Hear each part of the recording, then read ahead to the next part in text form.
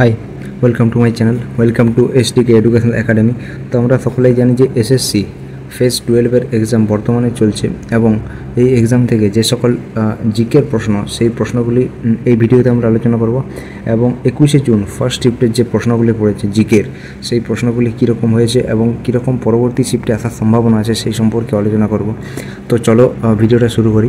তো প্রথম প্রশ্ন যেটা পড়েছে সেটা হচ্ছে আত্মজীবনী থেকে। তো আমরা সকলেই জানি যে এসএসসির বিভিন্ন পরীক্ষায় এমটিএস, সিজিএল, সিএইচএসএল বা স্টেনোতে আত্মজীবনী থেকে প্রচুর প্রশ্ন বারবার পড়ে। তো প্রশ্নটা হচ্ছে a short of history my obsessive journey to Olympic gold, কার আত্মজীবনী? তো সঠিক উত্তর হয়ে যাবে অভিনব বিন্দ্রা। এবং অভিনব বিন্দ্রা 2008 সালে বেজিং অলিম্পিকে প্রথম তীরন্দাজিতে স্বর্ণপদক পান এবং তিনি একক স্বর্ণপদক পান। ওকে, আরও আত্মজীবনী থেকে যে সকল প্রশ্ন পড়ে সেটা হচ্ছে সচিন টেন্ডুলকার, যুবরাজ সিং, এদের আত্মজীবনী পড়ে। সচিন টেন্ডুলকারের আত্মজীবনীটার নাম হচ্ছে playing in my way. Okay, so Yuvraj সিংয়ের আত্মজীবনীর নাম হচ্ছে the test of my life. Baba রামদেবের আত্মজীবনীর নাম হচ্ছে my mission my life. Game changer হচ্ছে শাহিদ আফ্রিদির আত্মজীবনী। আর প্লেয়িং ইন মাই ওয়ে তো বললাম। 281 বিয়ন্ড এটা তোমরা কমেন্ট বক্সে জানাবে। 281 বিয়ন্ড কার আত্মজীবনী? ওকে, তো চলো নেক্সট প্রশ্নে চলে যাই। IRDAI এর মুখ্য নির্বাচন কমিশনার হিসাবে 2022-এ কাকে নিয়োগ করা হয়?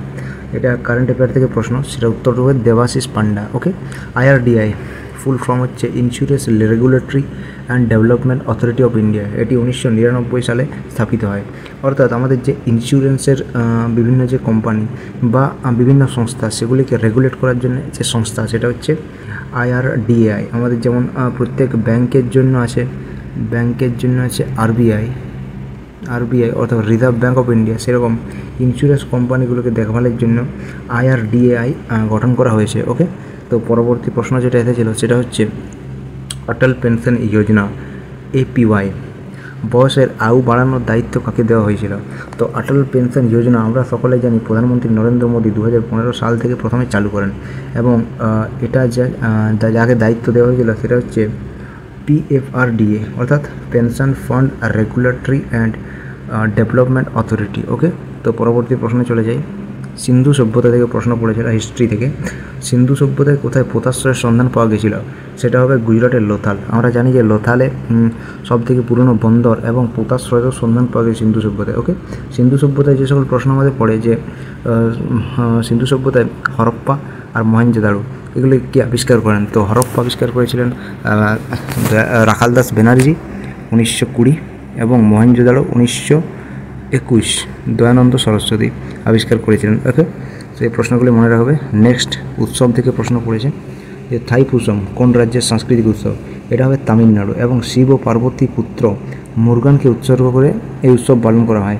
তো তোমরা জানো যে বিভিন্ন সাংস্কৃতিক উৎসব বা আর্ট অ্যান্ড কালচার থেকে এসএসসির বারে প্রশ্ন পড়ে, সেগুলো তোমরা প্রিভিয়াস ইয়ার সব কিছু দেখে যাবে। ওকে, তো পরবর্তী প্রশ্ন যেটা হচ্ছে সেটা হচ্ছে সাম্বার লেক বা সাম্বার হ্রদ কোন রাজ্যে অবস্থিত? সঠিক উত্তর রাজস্থান। আমরা জানি যে রাজস্থানে সম্বর হ্রদ অবস্থিত। আর যেটা পড়তে পারে ভারতের বৃহত্তম নোনা জলের হ্রদ হচ্ছে এটি, এবং ভারতের উলার হচ্ছে ভারতের সবথেকে বড় মিষ্টি জলের হ্রদ। আর যদি বলি ভারতের সবথেকে বড় লেগুন তাহলে লেগুন হবে হ্রদ চিল্কা এবং সেটা উড়িষ্যায় অবস্থিত। ওকে, এটা মনে রাখবে। নেক্সট প্রশ্ন যেটা এসেছিল ধারা 171 কিসের সাথে সম্পর্কিত? এটা সংবিধান থেকে প্রশ্ন এবং এটা সঠিক উত্তর হবে রাজ্য বিধানসভা। ওকে, 171 নম্বর ধারা বা অনুচ্ছেদ রাজ্য বিধানসভার সাথে সম্পর্কিত। নেক্সট যেটা পড়েছিল সেটা হচ্ছে ভারতে গান্ধীজির করা প্রথম আন্দোলন কোনটি? তো আমরা জানি বিহারের চম্পারণ জেলায় কৃষকদের জন্য গান্ধীজি যে সত্যাগ্রহ করেছিল তাকে চম্পারণ সত্যাগ্রহ বলা হয় এবং সেটা হয়েছিল 1917 সালে। সালটা ইম্পর্টেন্ট। এবং তারপরে আমরা জানি 1918 সালে গান্ধীজি দুটা আন্দোলন সত্যাগ্রহ করেছিল। একটা হচ্ছে আমেদাবাদে আর একটা হচ্ছে গুজরাটের খেড়ায়। ওকে, এই তিনটা সত্যাগ্রহ অনেক ইম্পর্টেন্ট এবং এখান থেকে প্রশ্ন পড়তে পারে নেক্সট শিফটে। ওকে, তো চলো পরবর্তী প্রশ্ন হচ্ছে রামনবমী হিন্দু ক্যালেন্ডার অনুযায়ী কোন মাসে পালিত হয়? রামনবমী কী জন্য পালিত হয়? ভগবান শ্রীরাম অর্থাৎ আমাদের হিন্দুর যে ভগবান শ্রী রামের জন্মকে উৎসর্গ করে রামনবমী পালন করা হয় এবং সেটা পালিত হয় চৈত্র মাসের শুক্ল পক্ষে। ওকে, এটা মনে রাখবে। তো পরবর্তী হচ্ছে গ্যাম্বিট শব্দটি কোন খেলার সাথে যুক্ত? গ্যাম্বিট এটা হচ্ছে দাবা খেলার সাথে, অর্থাৎ গ্যাম্বিট খেলাটি শব্দটি দাবা খেলার সাথে যুক্ত।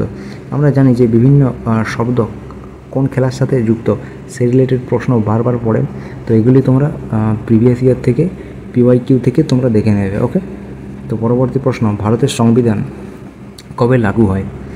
সংবিধান থেকে এটা ইম্পর্টেন্ট প্রশ্ন এবং লাগু হয়েছিল 26শে জানুয়ারি 1950 সালে।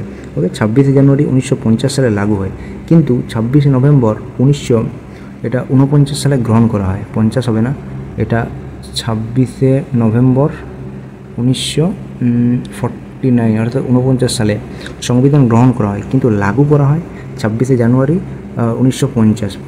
ওকে, এই ইম্পর্টেন্ট ফ্যাক্টটা মনে রাখবে। পরবর্তী প্রশ্ন, ইবন বতুতা কোন দেশ থেকে ভারতে আসে? ইবন বতুতা মরক্কো দেশ থেকে ভারতে আসে এবং কার রাজত্বকালে ভারতে আসে? মোহাম্মদ বিন তুগলকের রাজত্বকালে ইবন বতুতা ভারতে আসে এবং ইবন বতুতার লেখা বইটির নাম যদি বলে তাহলে রিহলা হবে, রিহলা।